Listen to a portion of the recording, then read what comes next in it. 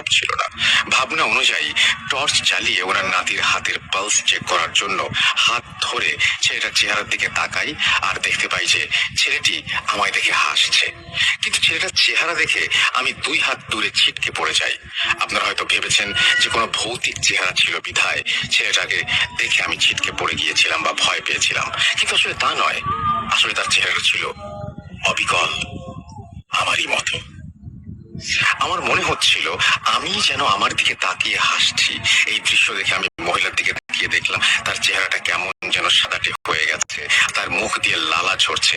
মনে তাকিয়ে এমন সময় বিছানায় থাকা ছেলেটি আমার বাম হাত চেপে ধরে আমাকে বলে, কথা বলিস না, হায় হায়, ও তোকে ডাকছে, ও আসছে, ও আসছে, দেখতে পাচ্ছিস, ও আসছে। আমি এই কথা শুনে সজোরে আমার হাত ছাড়িয়ে নিয়ে দৌড় দিব, এমন সময় সেই বৃদ্ধা আমার সামনে আমার পথ আটকে দাঁড়ায় আর বলে, তোর দাদিকে দেখবি, চলে গেছে সে। কে দেখবি? তোকে দেখতেই হবে, দেখ দেখ, আরে দেখ না ছেলে। এই বলে সে আমার হাত ছেড়ে 2 হাত উঁচু করে আমার সামনে দাঁড়িয়ে যায়। আর নিমিষে আমি দেখি আমার থেকে একটু দূরে সরে যাচ্ছে আর তার চেহারা থেকে পোকা গড়িয়ে পড়ছিল আর গলায় দড়ি পেঁচানো ছিল। জিভটা যেন বেরিয়ে আসছে, চোখ দুটো যেন কুঠুরি ফেটে বের হয়ে আসবে। এমন দৃশ্য দেখে আমি অজ্ঞান হয়ে যাই এবং জ্ঞান ফিরলে দেখি আমি বাসায় আমার বিছানায় শুয়ে, আমার পাশে ক্লিনিকের একজন স্টাফ বসেছিল আর আমার বিছানার পাশে গ্রামের কয়েকজন লোক দাঁড়িয়েছিল।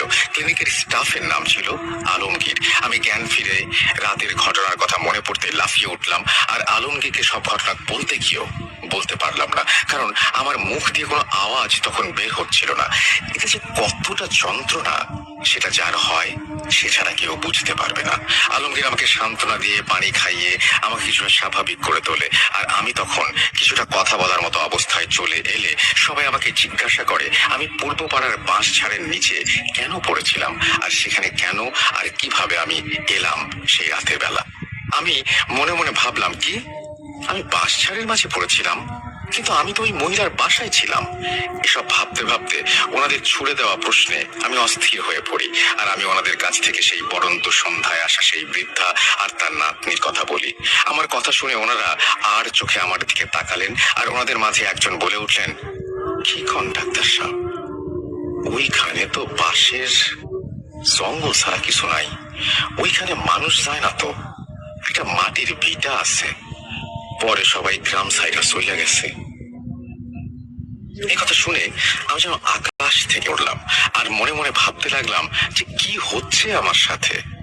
আজকে সন্ধ্যা থেকে বিজ্ঞানের ছাত্র আর মূলত ডাক্তার হবার ফলে আমি এসব বিষয়ে কোনোদিন বিলিভ করতাম না, কিন্তু সন্ধ্যায় তাহলে কি হলো আমার সাথে? আমি নিজেকে এর সায়েন্টিফিক ব্যাখ্যা দিতে লাগলাম নানান ভাবে, কিন্তু একটা সমস্যা রয়েই যাচ্ছে, আমি কিভাবে বাঁশ ঝাড়ের ভেতরে গেলাম? আর যদি কিছু বা নাই দেখি তাহলে অজ্ঞান হলাম কেন? আমি একজন ডাক্তার, আমি যথেষ্ট স্বাস্থ্য সচেতন আর সুস্থ, আর আমার মানসিক ভাবেও আমি অনেক শক্ত, কিন্তু এত কিছুর পরেও আমি নিজেকে কোনো সায়েন্টিফিক ব্যাখ্যা দিতে পারিনি। সেদিন রাতের বেলা গ্রামের লোকেরা যাবার পর আমি আলমগীরকে রাতে আমার সাথে থাকতে বলি, কারণ আমি অনেক ভয় পাচ্ছিলাম। আমার কথায় আলমগীর রাজি হয়ে যায়। গ্রামের মানুষরা খুবই ভালো বিধায় ওনারা আমার আর আলমগীরের খাবারের ব্যবস্থা করে দেন সেদিন রাতে। রাতের বেলা খাবার শেষ করে আমি আর আলমগীর ঘুমানোর জন্য শুয়ে পড়লাম। প্রতিদিন বাড়ি ফেরার আগে কয়েল কিনে আনতাম যেন মশা কামড়াতে না পারে। সেদিন আর আনা হয়নি ভেবে আমি আমার সুটকেস থেকে মশারি বের করে চারপাশে দড়ি লাগিয়ে বিছানার উপর মশারি টানিয়ে দিলাম আর ঘুমাবো বলে শুয়ে পড়লাম। কিছুক্ষণ পর আমার প্রচন্ড শীত লাগতে শুরু করলো আর আলমগীরকে ডাকতে লাগলাম। কিছুক্ষণ ডাকার পর আলমগীর উঠে আমার গায়ে হাত দিয়ে বলে, ইয়াল্লাহ স্যার, আপনার শরীর তো পুড়ে যাচ্ছে, আপনার ঘরে ওষুধ নাই? আমি আলমগীরকে বলি, পাশের ঘরের আলমারির উপরে ওষুধের বাক্স রাখা আছে। ওষুধের বাক্স আনতে আলমগীর চলে গেলে আমি তার জন্য অপেক্ষা করতে লাগলাম। 1 মিনিটের ভেতর আলমগীর এসে আমাকে ওষুধ খাওয়ানোর জন্য পানির গ্লাস এনে আমার পাশে বিছানায় বসে মশারি একটু সাইডে সরিয়ে যেই আমাকে ওষুধ দিতে যাবে, আমি তৎক্ষণাৎ আমার জীবনের সব থেকে বড় একটি ধাক্কা খাই। আমি দেখলাম আমি নিজেই ওষুধ আর পানির গ্লাস হাতে নিয়ে বিছানার পাশে বসে আছি। এটা দেখে আমি জোরে চিৎকার দিতে চেষ্টা করেও পারি না, কারণ আমার তখন প্রচন্ড জ্বর, তাই শক্তি ছিল না। আমি জোরে চিৎকার দিতে চেষ্টা করেও পারিনি। কিন্তু হ্যারিকেনের আলোতে আমি স্পষ্ট দেখতে পাচ্ছিলাম যে আমার মতো দেখতে সেই চিজটি মুখের কাছে টিনের গ্লাসে করে আনা পানি আমার মুখের কাছে এনে আমার গাল হাত দিয়ে জোরে চাপ দিয়ে আমাকে সেই পানি খাওয়ার চেষ্টা করছিল। আর কিছুটা পানি আমার মুখে সে দিয়েও দেয়। আমার দম আটকে যাচ্ছিল। গলায় পানি পড়ে যাওয়ার ফলে আমি দম নেওয়ার জন্য কিছুটা পানি গিলে ফেলি আর বিছানা থেকে উঠে বসার চেষ্টা করি। আমার সে চেষ্টা ওই জিনিসটার কারণে বিফল হয়ে যায়, কারণ সে আমাকে ধাক্কা দিয়ে বিছানায় ফেলে আর গলা টিপে ধরে বলে, তোর বাবা এসবের মূলে, দেখবি তোর দাদি কিভাবে মরেছিল, ও আসছে, ও তোকে সব দেখাবে, সময় শেষ তোর, দিন গুনতে থাক, দাদির কাছে যাবি না, যাবি না তুই, বল যাবি না, যাবি, আমি কিন্তু তোর মাথা নেব আগেই বলে রাখছি। এই বলে সে গলা ছেড়ে দেয়। এরপর আবার আমি অজ্ঞান হয়ে যাই। সকালবেলা আমার জ্ঞান ফিরলে আমি দেখলাম আমার পাশে সেই গ্রামের লোকজন আলমগীর দাঁড়িয়ে আছে আর তাদের সাথে ছিল আমার কলিগ মুসা। আমি আলমগীরকে জিজ্ঞাসা করলাম রাতে সে ওষুধ আনতে গিয়ে কেন দেরি করছিল। আলমগীর আমাকে বলল, স্যার আপনার কি হয়েছে? আমি তো 1 মিনিটও সময় লাগাই নাই ওষুধ আনতে গিয়ে আপনার গোঙানির শব্দ শুনে আমি এসে দেখি আপনি নিজেই নিজের গলা টিপে ধরে রাখছেন আর কি যেন বলছেন যে দাদির কাছে যাবেন, দাদির মতো মরবেন। পরে দেখি আপনার মাথার কাছে পানি পড়ছিল আর আপনার মুখ পুরো ভেজা ছিল। কি হয়েছে স্যার? আলমগীরের কথা শুনে আমি আলমগীরকে জোরে করে বলে উঠি, তুমিও শুনেছো আমার দাদির কথা? তুমিও? আমার কথা শুনে মুসা আমাকে শান্ত করে এবং বলে, স্ট্রেস আর জ্বরের জন্য আমার সমস্যাগুলো হচ্ছে।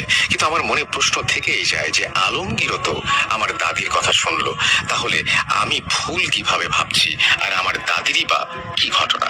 এরপর মুসা প্রাইমারি ভাবে আমাকে চেক করে এবং বলে আমি যথেষ্ট সুস্থ, রাতের জ্বরটাও তখন আর ছিল না, কিন্তু আমার গলায় আমারই আঙুলের ছাপ স্পষ্ট। মুসার কথা শুনে আমি আরো ঘাবড়ে যাই, কারণ আমি যদি সুস্থই হই তবে আমি কেন ভুলভাল দেখবো? আর ডাক্তারি পড়ার সময় কত কিছু দেখেছি, অ্যানাটমি, লাশ, কিন্তু ভয় তো পাইনি আর ভুলভাল ভাবনাও আসেনি। তাহলে এখন হচ্ছেটা কি? এইসব এত জলদি আমার সাথে হয়ে যায় আমি কিছু বুঝে উঠতে পারছিলাম না আর অনেকটাই মানসিকভাবে দুর্বল হয়ে পড়ি। মুসা আর আলমগীর আমাকে রেখে ক্লিনিকে যাবার জন্য পা বাড়াতে গেলে আমিও তাদের সাথে ক্লিনিকে যাবো বলে জানাই। আর আমি এক মুহূর্ত এখানে থাকতে চাচ্ছিলাম না। ওদের অনেক বারণ করার পরেও আমি ওদের ক্লিনিকে চলে যাই। ক্লিনিকে গিয়ে আমি আমার চেম্বারে বসে আমার মাকে একটা ফোন দিয়ে সব ঘটনা জানাই। আর আমার মা আমার কথা শুনে আমাকে জিজ্ঞেস করেন আমার কোমরে বাঁধার তাবিজটা আছে কিনা। বলে রাখা ভালো যে খুব ছোটবেলায় কিছু সমস্যার কারণে আমার কোমরে আমার মা কোনো এক হুজুরের কাছ থেকে নিয়ে আসা তাবিজ বেঁধে দিয়েছিলেন। তখন মোটামুটি ছোট থাকার ফলে ওই সমস্যাগুলির কথা আমার জানা ছিল না।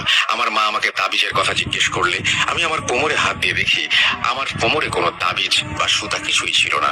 আমার তখন মনে হলো বেশ কিছুদিন আগে গোসল করার সময় তাবিজের সুতা অনেক দিন কোমরে থাকার ফলে নষ্ট হয়ে ছিঁড়ে গিয়েছিল। তাই আমি সেই তাবিজ আর সুতো খুলে আমার বাথরুমের একপাশে রেখে দিয়েছিলাম, কিন্তু মনের ভুলে আর তাবিজটা পরাই হয়নি। আমি আমার মাকে এই কথা জানালে উনি আমাকে অনেক বকাঝকা করেন আর বলেন উনি আমার বাবাকে নিয়ে গ্রামে আসবেন আজকেই।